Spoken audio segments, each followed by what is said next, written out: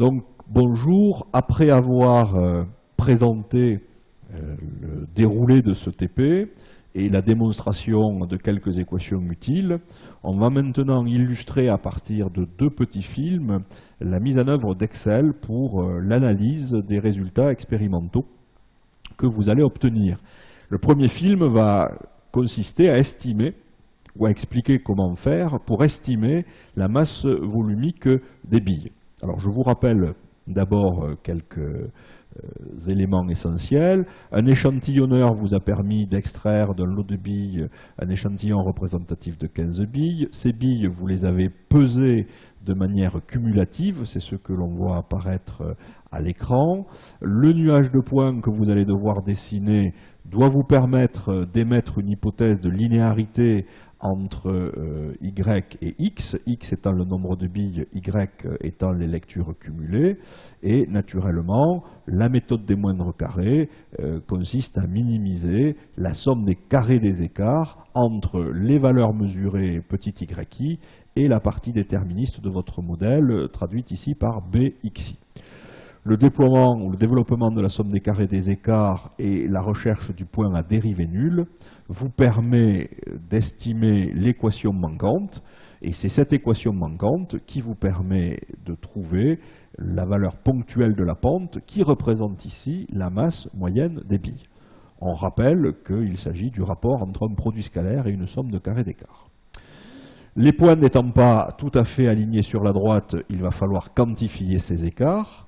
Ces écarts, on les appelle des résidus, et ces résidus, on va les résumer sous la forme du rapport de leur somme de carrés par un nombre de degrés de liberté, pour obtenir la variance résiduelle et sa racine carrée positive, qui est l'écart type résiduel.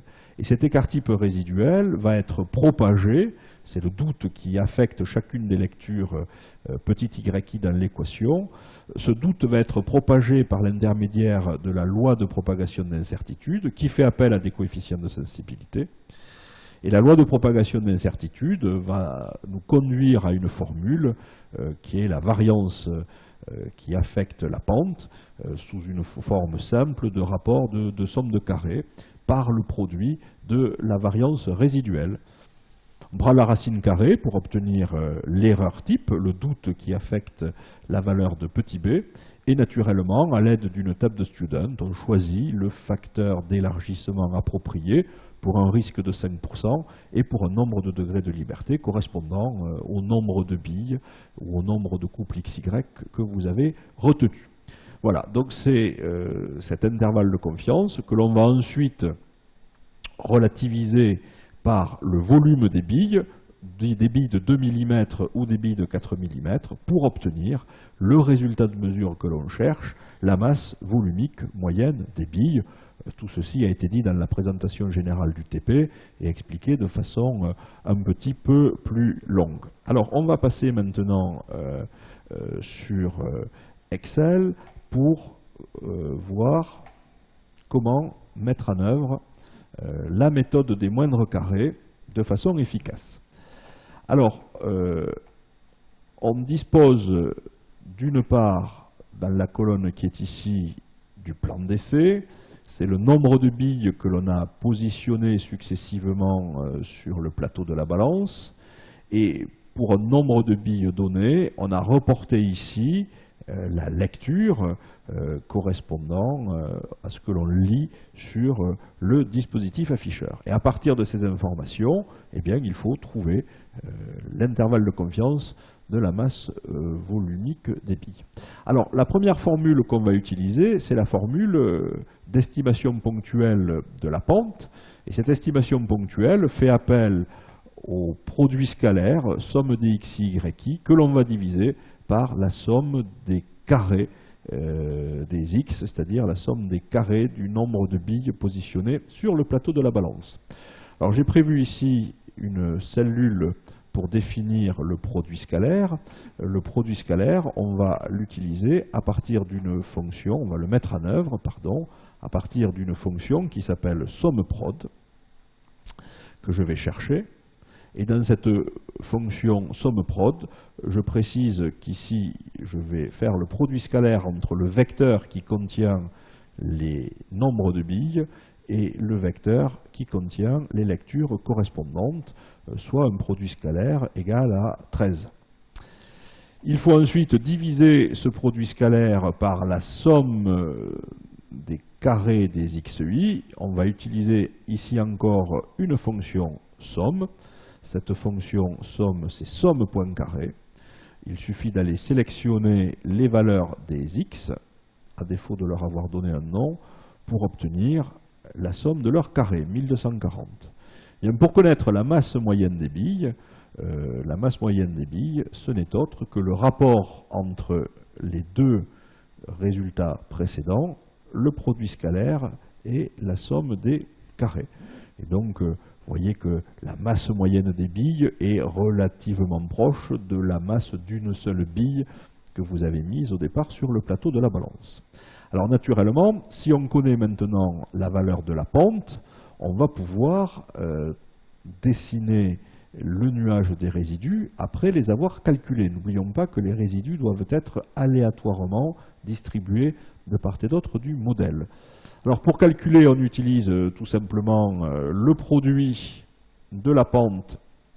En appuyant sur F4, on fige la cellule, c'est-à-dire on empêche son incrémentation lorsqu'on va recopier la formule. Donc voilà pour la valeur de B, que multiplie la valeur de xi, le nombre de billes que vous avez mis à l'SCI sur le plateau de la balance. Et il suffit de recopier, en utilisant la croix de recopie et la souris, les valeurs vers le bas. Alors naturellement, on ne s'étonne pas de trouver des valeurs très proches. J'ai oublié de vous montrer le nuage de points, les points étant relativement bien alignés visiblement sur une droite. Par contre, pour bien matérialiser les écarts, il faut les calculer. Bien, les écarts, c'est la différence entre ce que vous avez observé, yi, et la valeur que vous avez calculée, c'est yi moins bxi. Voilà ce qu'on appelle les résidus.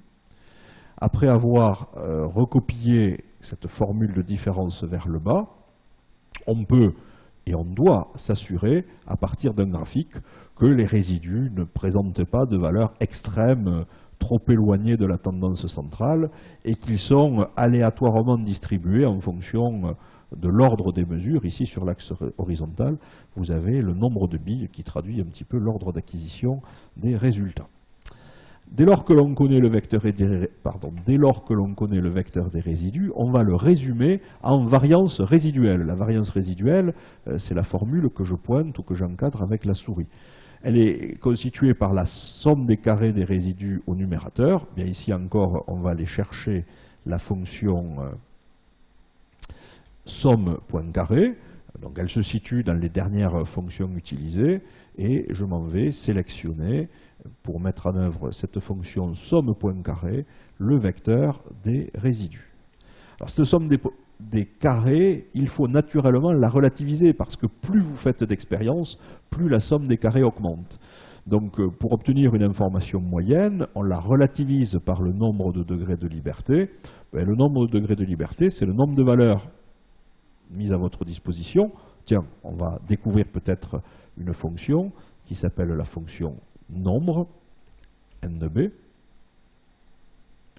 C'est le nombre de résidus mis à votre disposition. Attention, 16. On comprend bien que c'est le nombre de couples XY dont on dispose, moins 1. Pourquoi soustrait-on 1? Parce que nous sommes en présence d'un modèle à un seul paramètre. Lorsque vous avez une droite de type α0 plus α1x, le dénominateur de la formule est n-2. Dès lors qu'on connaît le numérateur et le dénominateur, il ne reste plus qu'à faire le rapport des deux valeurs pour obtenir la variance résiduelle.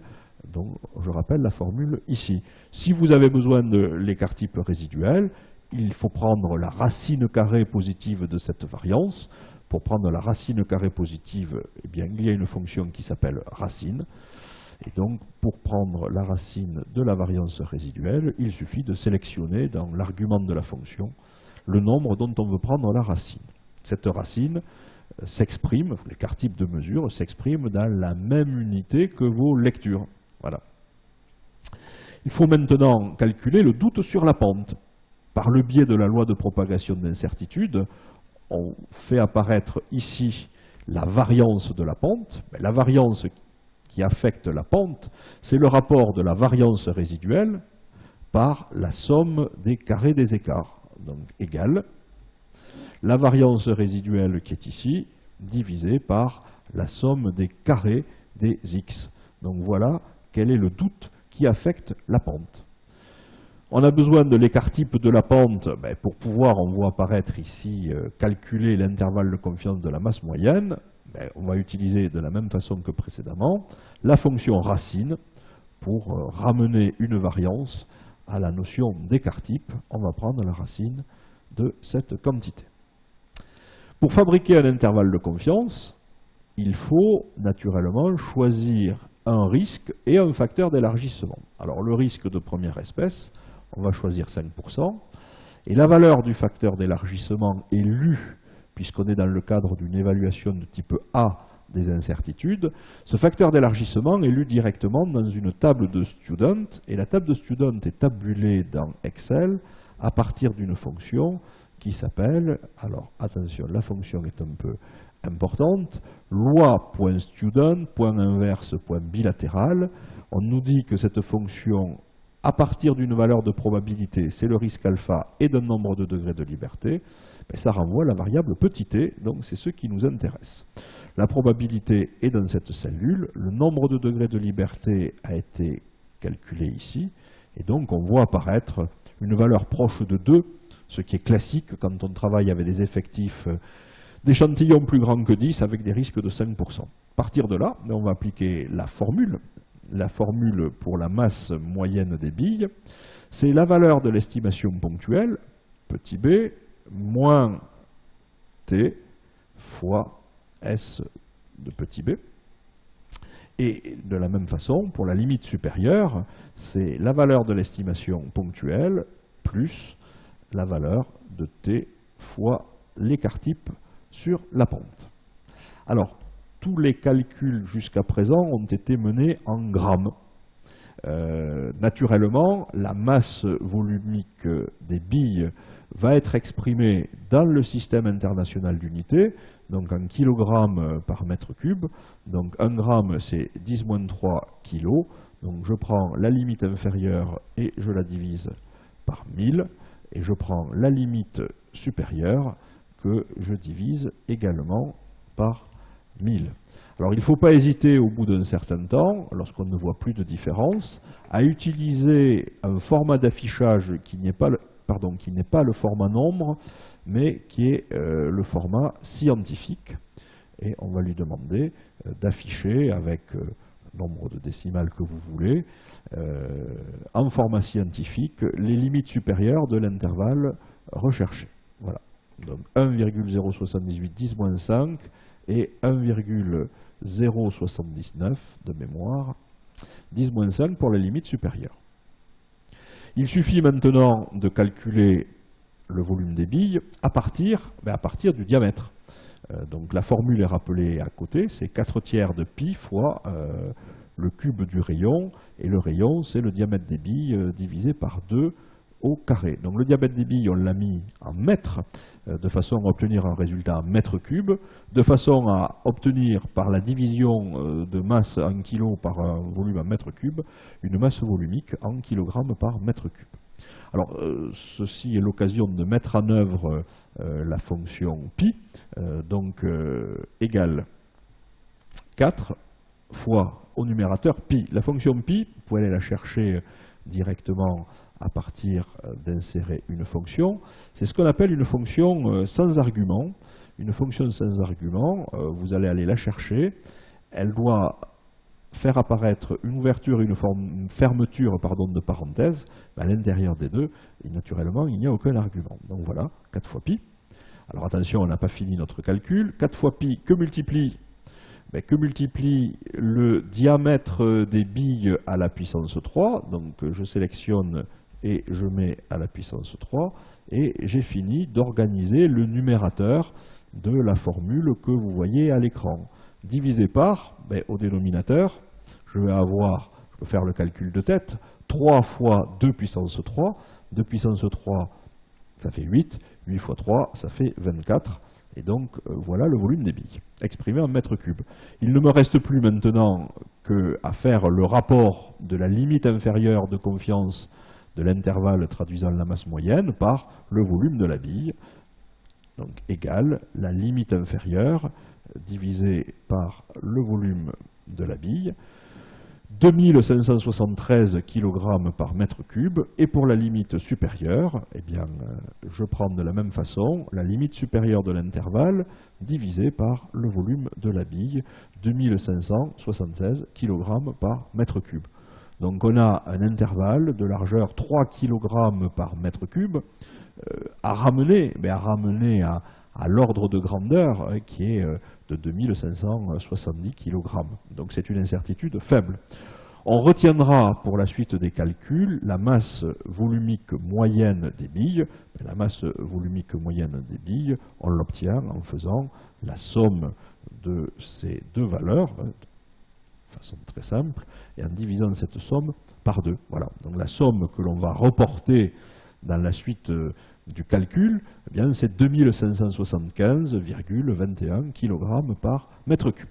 Voilà, donc on a atteint la fin de cette première partie.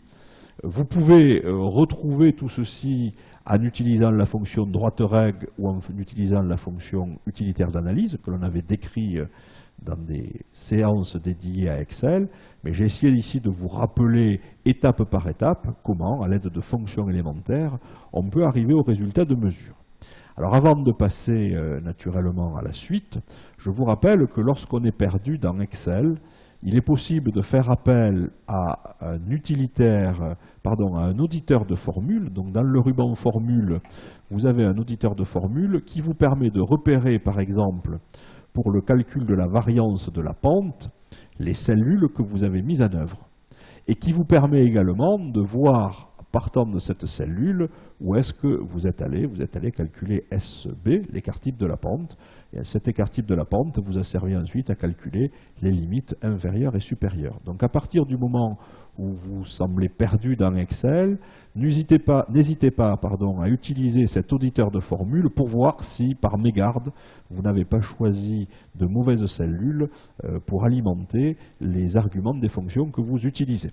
Voilà, donc on va clore cette présentation pour passer naturellement à l'estimation maintenant du coefficient de viscosité cinématique de l'huile. Merci encore de votre attention et n'hésitez pas à préparer votre feuille Excel que vous utiliserez de façon confiante et raisonnée au cours de la séance de travaux pratiques. Voilà, cette présentation est terminée.